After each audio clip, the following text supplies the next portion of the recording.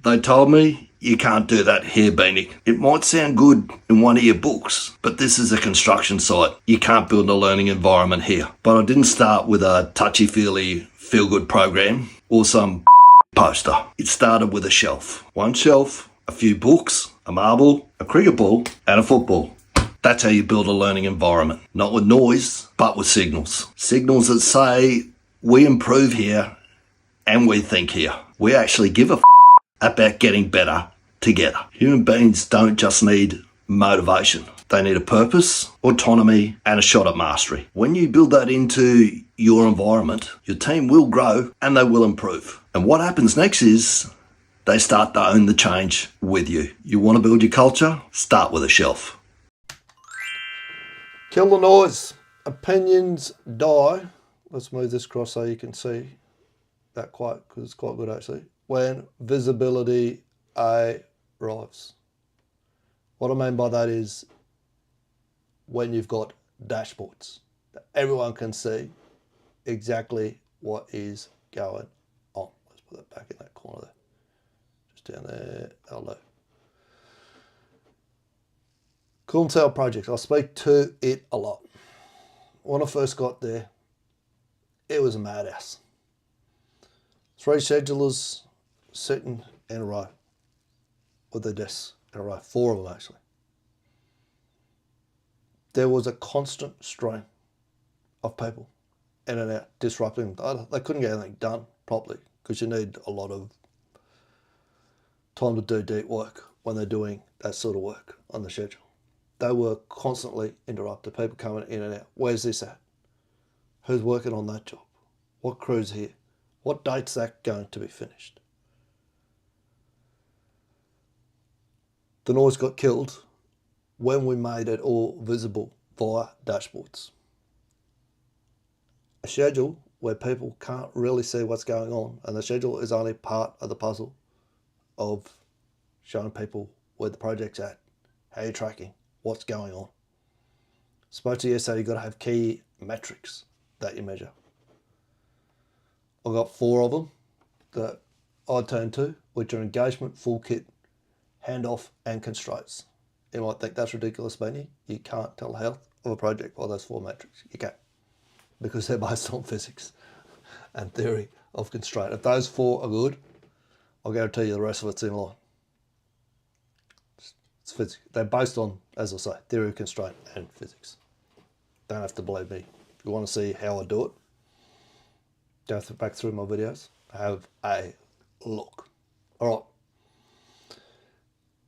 We use a process here called ORCA. If you haven't heard or seen of ORCA before, this is why we use it. This is the most powerful tool on earth.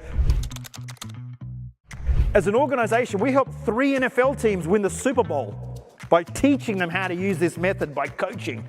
It's called debrief, and it's only 4 steps. Intention, expectation, or what we call objective.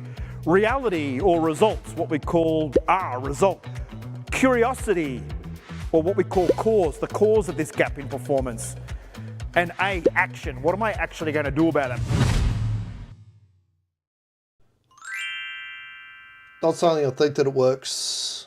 The stuff that I use, that I've modeled what I'm doing on, is what the highest performing organisations on the planet are using. Fighter pilots execute their missions, what they set out to achieve, flawlessly, almost 99% of the time. They put it down to 6 years ago, implementing ORCA.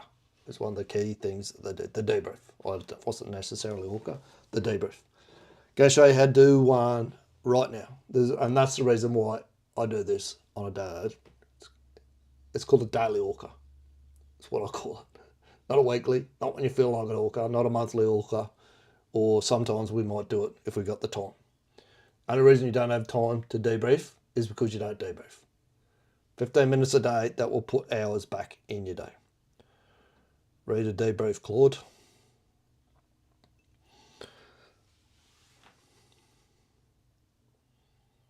See if he reads that. Read a debrief, Claude. It should have read better than that. Home.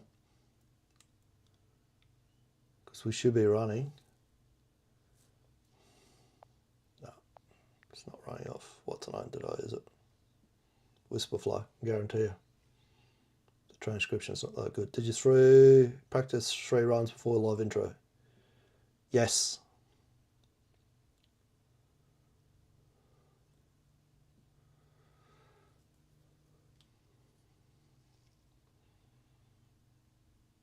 First up, he's going to ask me my objective. What was my objective? Welcome back to another ORCA, May the 5th, 1%.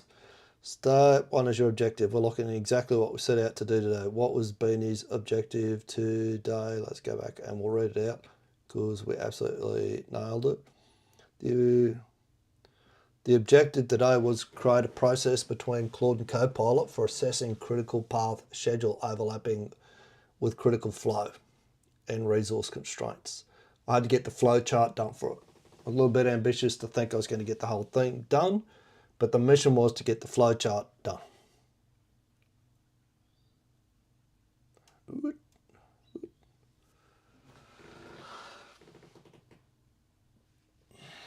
To build a flow chart for Claude Copilot critical path. Did it happen? Yes, it's complete.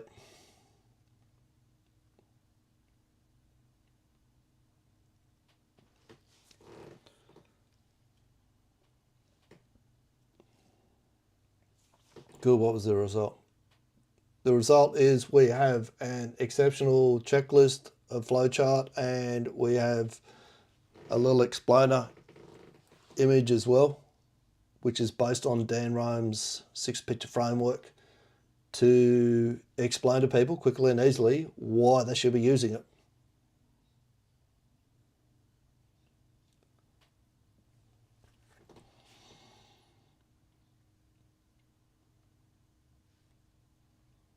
Have you done an ORCA with your team yet? Hot dog, you've done it? Not a hot dog? No, you haven't. More importantly, have you done ORCA consistently with your team yet? That exceeded the objective. Flowchart done plus an explainer image built around Dan Rome's 6-picture framework. That's a tool and a communication piece in one session. Is there a gap anyway? Are we debriefing a win? The gap is there's still more testing to be done to get the idea behind all of this is that we can take a critical path, Gantt chart, overlay critical chain over the top of it, and look at resourcing to show where there might be any gaps. Now this is, if you're picking up what I'm putting down now, this is extremely powerful. No one else does this, thinks of this, or has this. As far as I know, people have different variations on it, but they don't have this. Not what I'm building. A little bit ambitious to think that it was going to spit out exactly what we needed first run. The first run is abysmal, but we will, over the course of the next couple of weeks, refine it and have that perfected by the end of the month.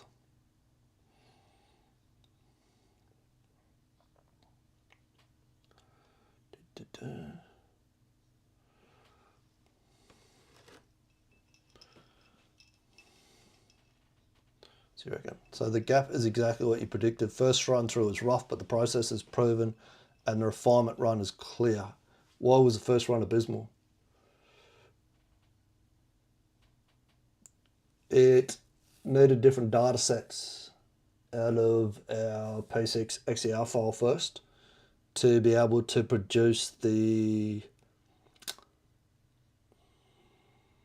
overlay that we wanted to do. We didn't pick it up. When I say we, I'm building this between myself, Copilot, and ChatGPT. So that's 3 lots of, and Claude, 3 lots of AI running on it. It's something that hasn't been done before. So until we tested it, experimentation, which is one of the EXO models, you don't know what is going to come out. But it's just a matter of refining it now. We'll get it.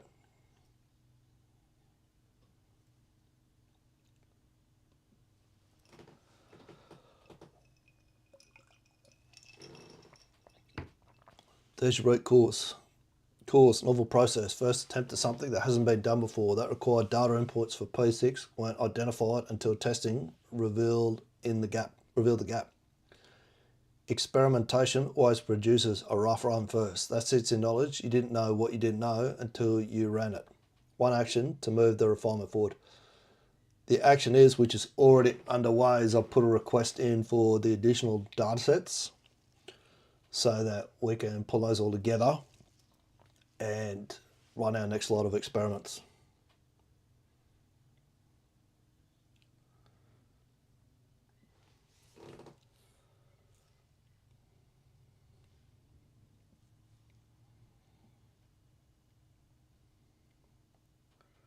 What went well today?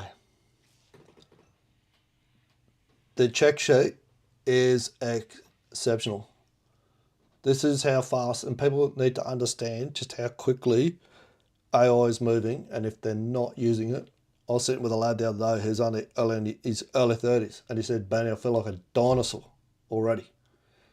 This thing's moving so fast. What I'm producing at the moment, the visuals, I couldn't have done even 2 weeks ago."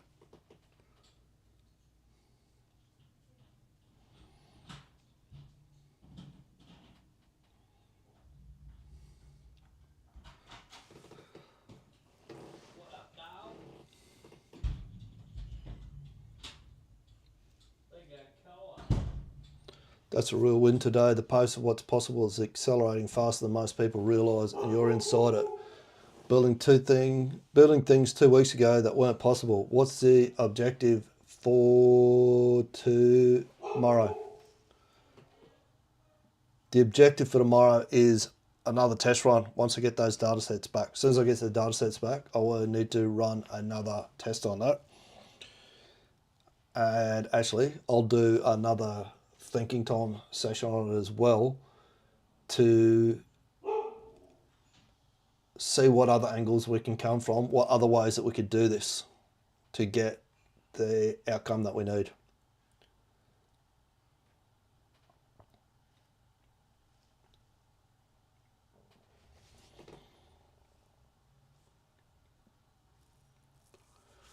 Run the next test once the data set's come back, and run a thinking time session to explore other angles on the critical path overlay process. 34 days, a tool that didn't exist 2 weeks ago is now 80% of the way to something that no one else in the construction industry has.